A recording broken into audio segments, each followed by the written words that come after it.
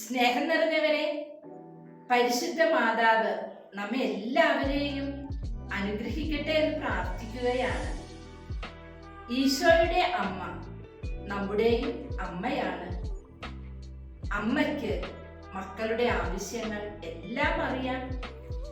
അമ്മ വഴി യേശുവിലേക്ക് സമർപ്പിക്കുന്ന യാചനകൾ ഒന്നും യേശു നിരസിക്കുകയില്ല.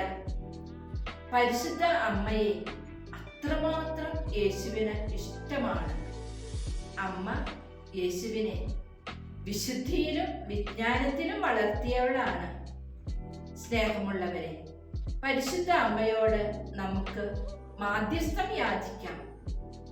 അമ്മയെ പോലെ ദൈവഹിതത്തിന് അനുദിന ജീവിതത്തിൽ ഓരോ നിമിഷവും ആമേൻ പറയുവാനുള്ള അനുഗ്രഹം ഞങ്ങൾക്ക് നൽകണമേ എന്ന് ആത്മാർത്ഥതയോടെ നമുക്ക് പ്രാർത്ഥിക്കാം.